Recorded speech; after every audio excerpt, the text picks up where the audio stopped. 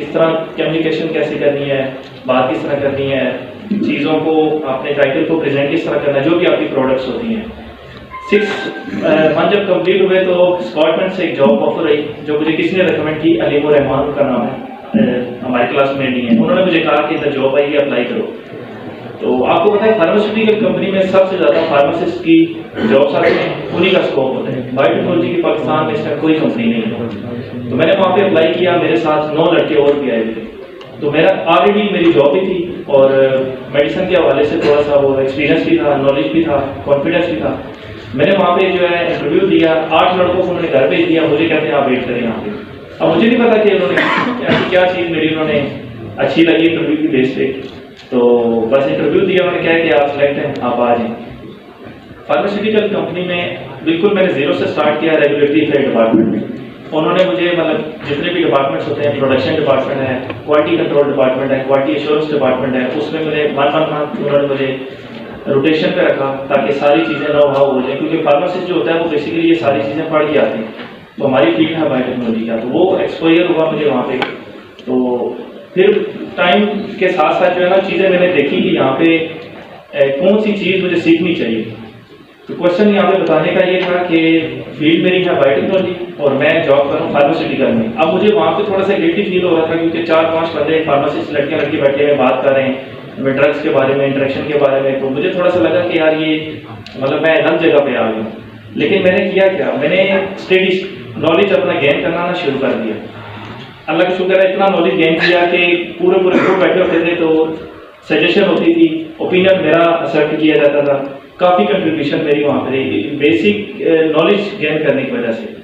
उसके साथ मैंने फिर MS यहीं से स्टार्ट किया, MSc ग्रेजुएशन की। उसमें मेरा प्रोजेक्ट था फार्मास्यूटिकल, एक ड्रग डेवलप मैंने की। अली इमरान साहब को भी पता होगा, बशीर साहब हमारे वो थे प्रोफेसर साहब जिनके अंडर मैंने ये काम किया था। तो यासीन यूसुफ सही साहब मेरे रिसर्च जो मैंने प्रेजेंट किया था उसमें।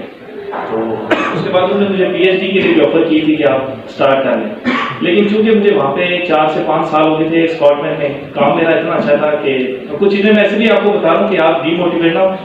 2 साल बाद कंपनी ने मुझे गाड़ी भी दी और सैलरी भी मेरी इंक्रीज कर दी। और जितनी भी यानी कि आप कह लें कि सर्विसेज वो देते थे, मेडिकल हो गया, फ्यूल चार्जेस, मोबाइल के पैसे, खाना पीना, ईच एंड एवरीथिंग कंपनी ने प्रोवाइड किया क्योंकि मैंने वहाँ पे काम अच्छा किया। क्योंकि वो फिर आपको पता है एक चीज़ आपने सिर्फ जहन में रखनी है कि जब भी आप काम करें ना पहले डिसाइड करें आपने करना क्या है। अभी आप स्टूडेंट हैं, हम जब पढ़ते थे हमें नहीं पता था कि हमने बाद में किधर जाना है जॉब है। जिन लोगों ने अब्रॉड जाना है वो अभी से प्लानिंग करें कि हमने बाहर जाना है, अभी से आइट्स की तैयारी करें। जिस राशि साहब ने आपको बताया, यूनिवर्सिटीज़ की लिस्ट आप बना लें, कोर्स कौन से ऑफर हो रहे हैं, उसके बाद कितनी स्कॉलरशिप वो देते हैं। ये चीज़ें आपने अभी से करनी है। जिसने पाकिस्तान में रह के काम करना है वो भी से देखे कि मैंने किस फील्ड में जाना है, उससे रेलेवेंट जितनी भी इंफॉर्मेशन ले सकते हैं उसके लिए क्या क्या चीज़ें चाहिए, कोर्सेज चाहिए वो कर लें, एक्सपीरियंस चाहिए। और जैसी ग्रेजुएशन आपकी कंप्लीट हो, ये ना देखें कि मुझे सैलरी कम मिल रही है तो जब तक मुझे ज़्यादा ना मिले तो मैं जाऊँगा नहीं। अगर आपको फ्री में भी करता है ना स्टार्ट में, आप बोले कि मैंने ज्वाइन करना है, क्योंकि मैं जब यहाँ पे गया हूँ तो मेरी 25,000 स्टार्ट में, उससे पहले जो 6 मंथ था उस टाइम मेरी 20,000 थी। 25,000 में स्टार्ट मैंने किया तो मैंने नहीं कहा कि मैंने क्या, सिर्फ 2 सालों में मैंने क्या किया, चुप करके मैं चीज़ें सीखता रहा वहाँ पे। इतनी ज़्यादा चीज़ें सीखी हैं। उसके साथ ही मुझे मैंने खुद ऑफर किया है कि आप रेगुलेटरी में एक्सपर्ट हो गए, क्योंकि 3 से 4 कंपनी को मैं रिप्रेजेंट करता हूँ गवर्नमेंट में, ड्रग रेगुलेटरी अथॉरिटी है। तो उन्होंने कहा ये सारा ड्रग से रिलेटेड है तो आप ला क्यों नहीं कर लेते ना, हम बजाय के कितने लाखों रुपये बाहर लोगों को देते हैं एडवोकेट्स को, तो आपको सारा नॉलेज भी है ड्रग के बारे में। तो जब हमारे केस जाते हैं ना ड्रग कोर्ट में, तो वो हमारा एक टेक्निकल स्टाफ का बंदा जाता है और बाहर से वकील को, एडवोकेट को हम हायर करते हैं। तो 2 बंदे मिलकर एक चीज़ को प्रेजेंट कर रहे होते हैं कोर्ट में। वो कहते हैं आपको नॉलेज है आप ला कर लो। तो मैंने फिर ला भी स्टार्ट किया 2019-18 में और अल्हम्दुलिल्लाह वो भी मेरा पास आउट हो गया। तो अभी कंपनी में रेगुलेटरी को भी देख रहा हूँ और लीगल एडवाइजर हो रहा हूँ 4 कंपनी में, अभी सिर्फ 4। कहने का मतलब ये था और इधर आने का मकसद ये था कि छोटी छोटी चीज़ें होती हैं, आप लोगों ने उसको जस्ट अडॉप्ट करनी है। शायद आपको कोई गाइड ना करे। मैंने जो चीज़ें सीखी मैं आपको शेयर करता हूँ। तो क्योंकि एक हम कहते हैं ना, मैंने इसको ईमेल कर दी, ईमेल लिखने के बिना टेक्निक है। अब ये चीज़ें बहुत मैटर करती हैं, आपकी ड्रेसिंग बहुत मैटर करती है, आपका बोलना बहुत मैटर करता है, आप किसी को मैसेज किस तरह कर रहे हो, आपने ये सारी चीज़ें, छोटी छोटी चीज़ें आपने अडॉप्ट करनी है और अपनी सेल्फ डेवलपमेंट पे बहुत ज़्यादा काम करना है। यहाँ पे अगर मेरी ग्रोथ हुई है सिर्फ इस वजह से हुई है कि मैंने अपने ऊपर काम किया, चीज़ें मैंने सीखी हैं। इवन के अभी हमारी कंपनी में आई थिंक 500 प्लस लोग हैं और मैनेजमेंट के भी काफ़ी लोग हैं और टोटल 8 बंदे हैं जो हमारे एमडी साहब है जो उनसे मिलते हैं, उसमें मैं भी एक छोटा सा मतलब इस अल्लाह ने मुझे शायद इज्जत दी है इस वजह से। सिर्फ क्या वजह, वो छोटी छोटी चीज़ें मैंने अच्छे से सीखी हैं, अच्छे से प्रेजेंट की हैं। जेलसी फैक्टर बहुत होगा, आप जहाँ भी जाएंगे आपको कोई बंदा नहीं कहेगा कि यार ये बंदा ग्रो कर ले, लेकिन वहाँ पे आपने वो भी चीज़ आपने सीखनी है कि मैंने यहाँ से निकलना किस तरह। कोई भी बात करता रहे आप उसको रिस्पॉन्स ना दें, आप जैसे अपना काम करें। आपकी कोई अप्रिशिएशन करता है कि आप ये वेल डन काम कर रहा है, अच्छा काम कर रहा है, कोई तारीफ नहीं करता तो कोई ना करे। 3 साल तक मेरी बेइज्जती भी होती थी, हालांकि जो काम मैंने नहीं किए उस पर भी मेरी बेइज्जती होती थी। मैंने कहा ठीक है आप सही कह रहे हैं, मेरी गलती है, लेकिन वो गलती को मैंने ड्राई डाउन किया। मैंने कहा कि ठीक है गलती है ना, फिर उस गलती को मैंने लिखा कि इसको ठीक किस तरह किया जाए, उसके नीचे मैं पॉइंट्स लिखता था। जो भी होता है उन सारी चीज़ों को मैंने सीख लिया। काम सारा मैं करता था, प्रेजेंट मेरा काम कोई और करता था, क्रेडिट वो ले जाता था। इसमें भी मैंने जेलसी नहीं की, क्योंकि मुझे बिलीव था कि मैं जो काम कर रहा हूँ अल्लाह तो देख रहा है, एक ना एक दिन पता चलेगा। ठीक 2 से 3 साल बाद सबको पता चल गया कि काम ये करता था और क्रेडिट जितना वो दूसरा लेता है। तो कहने का मतलब यह है कि आप सच्चे दिल से काम करें, ठीक है, तो आपको इज्जत भी मिलेगी, आपकी प्रमोशन भी होगी, सब चीज़ें मिलेंगी।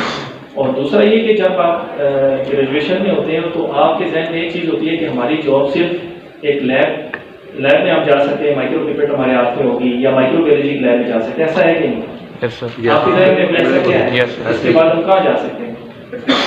रिसर्च लैब लैब और इंडस्ट्रियल क्वालिटी कंट्रोल पाकिस्तान या किसी सही एग्रीकल्चर डिपार्टमेंट। ठीक है, तो मैं आपको ये बता दूं कि रेगुलेटरी फार्मास्यूटिकल कंपनी में ना 2 डिपार्टमेंट ऐसे हैं जिसमें आप बायोलॉजिकल साइंस के स्टूडेंट या जो है ना वो कैंडिडेट वो अपॉइंट हो सकते हैं। फार्मास्यूटिकल कंपनी में बता दूं जो ड्रग से रिलेटेड है, एक रेगुलेटरी अफेयर डिपार्टमेंट है और एक माइक्रो बायोलॉजी है। कोशिश उनकी होती है कि माइक्रो में भी वो फार्मासिस्ट हो जिसका एक्सपीरियंस माइक्रो से रिलेटेड हो, लेकिन हमारी कंपनी में जो इस टाइम हेड है माइक्रो बायोलॉजी का वो बायोटेक्नोलॉजी कर रहा है। कराची से पढ़ के आया तो वो माशाल्लाह अच्छी अर्निंग कर रहा है, अच्छी स्टेटस पे हो रहा है बायोटेक्नोलॉजी में, और एक मैं हूँ। और दूसरा एक ये 2 डिपार्टमेंट हैं, इसमें आप जा सकते हैं। इसके अलावा आप मेडिकल मार्केटिंग में भी जा सकते हैं, क्योंकि ग्रेजुएशन के बाद आप देखते हो ना ये जो मेडिकल लैब है, आपने इसमें किस तरह आगे जा सकते हो मैं आपको तरीका बताता हूँ। क्योंकि जितने भी मेडिकल लैब होते हैं ना ये तो माइट भी शायद स्किल गेन नहीं करते, जिस वजह से वो एक लिमिट में रह जाते हैं, बस डॉक्टर के पास जाना, बस उसी सतह पे रहते हैं। उनको उस टाइम चाहिए नॉलेज गेन करें, अपनी कम्युनिकेशन अच्छी करें और जो काम है उसको विद इन टाइम कंप्लीट करें और प्रेजेंट करें अच्छे तरीके से। अभी मेरे पास एक डाटा है, मैं अगर सर मेरे से कुछ चीज़ मांगते हैं तो मैं आपको कहूँगा सर मैंने आपको अटैच कर दिया, ईमेल अटैच कर दिया, उसके ऊपर कुछ भी टाइटल भी नहीं लिखा, तो वो नेगेटिव इम्पैक्ट जाएगा। जो भी काम है उसको जितना ऑर्गेनाइज तरीके से आप करके प्रेजेंट करेंगे ना वो आपके ऊपर प्लस पॉइंट होगा। वो कहेंगे ये लड़का कॉम्पिटेंट है, अच्छा काम करता है, इसको ये काम भी देते हैं आप, यूँ फिर आपकी जो है वो प्रमोशन भी होती है, ग्रोथ भी होती है।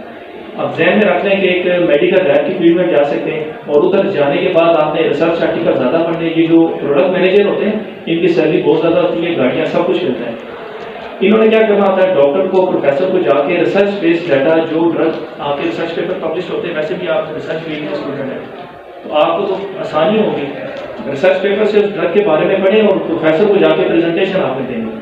इस जॉब के दौरान मुझे वो जॉब भी ऑफर हुई, लेकिन यह कि बस एक रीज़न थी जो मैंने उस साइड में गया, तो उधर भी आपकी अपॉर्चुनिटी बहुत ज़्यादा है। आप डायरेक्ट 1 से 2 साल के अंदर आप प्रोडक्ट मैनेजर बन सकते हो, उसके बाद DO बन सकते हो, मार्केटिंग वाली साइड बता रहा हूँ। इसी तरह हमारे जो केमिकल्स हैं, अब इसका भी आप बिजनेस कर सकते हो अगर बिजनेस की तरफ कोई जाना चाह रहा हो। ये तो मैं वो बता रहा हूँ जो इंडस्ट्री की तरफ जिनका जहन है कि मैं इंडस्ट्री में जॉब करना चाहता हूँ, तो वो इस तरीके से जा सकते हैं। तो इस टाइम रेगुलेटरी का जो स्कोप है वो ऑल ओवर दी वर्ल्ड बहुत ज़्यादा है। अभी पाकिस्तान में 1000 से ज़्यादा फार्मास्यूटिकल कंपनीज हैं जो ड्रग्स बनाती हैं, फार्मास्यूटिकल जो सप्लीमेंट्स बनाती हैं वो 1500 से ज़्यादा की हैं। 700 एक्टिव हैं जो प्रॉपर जो है ना वो बना के मार्केट की प्रोडक्ट्स हो रही हैं। अब देखें उसके बाद 55 ऐसी कंपनी है जो मेडिकल डिवाइसेस पाकिस्तान में बनाती हैं। पूरी दुनिया में इस टाइम सबसे ज़्यादा रेवेन्यू जो जनरेट होता है वो ड्रग से होता है, मेडिकल डिवाइसेस होता है। हेल्थ केयर सिस्टम जो all over the health care system जो है ये यहाँ से पैसा सारा अर्न होता है। और FDA के बारे में किस को पता है? FDA क्या है? Food and drug food and drug authority food and हाँ, हर कंट्री की ना एक रेगुलेटरी एजेंसी होती है गवर्नमेंट की तरफ से होती है जो कि आपके हेल्थ सिस्टम को रेगुलेट करती है। जैसे पाकिस्तान की मिनिस्ट्री ऑफ हेल्थ है जो ऑल ओवर हेल्थ सिस्टम को रेगुलेट करती है, और उसके अंदर एक डिपार्टमेंट है ड्रग रेगुलेटरी अथॉरिटी जो ड्रग हमारी है जो ड्रग्स रिलेटेड है। FDA जो है वो फूड एंड ड्रग्स दोनों को करती है। तो पिछले 3 साल से सबसे ज़्यादा जो ड्रग अप्रूव हो रही है वो बायोटेक्नोलॉजी की हुई है। अब आपके लिए देखें, ऐसा नहीं है कि स्कोप नहीं है, स्कोप आने वाले दिनों में सारा बायोटेक्नोलॉजी का होगा। अब 1975 या 1976 में जो फार्मेसी एक्ट आया था उसके बाद फार्मासिस्ट बहुत कम थे, उनकी जॉब अपॉर्चुनिटी नहीं थी। आहिस्ता आहिस्ता टाइम के साथ आज 2023 है, सबसे ज़्यादा जॉब्स हैं। आज फार्मासिस्ट लड़का छोड़ता है, कल उसे डबल की सैलरी चाहिए, दूसरी कंपनी उसको पे कर लेगी। तो हमारा भी ये टाइम आएगा पाकिस्तान में। मैं एक बंदे से मिला था मिनिस्ट्री में सर, तो वो कह रहा था कि अभी हम प्लान कर रहे हैं फ्रांस के साथ मिलकर ना, तो कराची में एक यूनिट लगाना चाह रहे हैं बायोटेक्नोलॉजी का, क्योंकि हमारे पाकिस्तान में जितनी भी ड्रग्स आती है ना, कैंसर ड्रग्स हैं, वो सब इम्पोर्ट होती है। रोश कंपनी है जो सबसे ज़्यादा इम्पोर्ट करती है, फाइजर है, रोज है, रोश है, ये कंपनी बाहर से प्रोडक्ट इम्पोर्ट करती है और एक्सपेंसिव 4-4 लाख के एक इंजेक्शन है, 10-10 लाख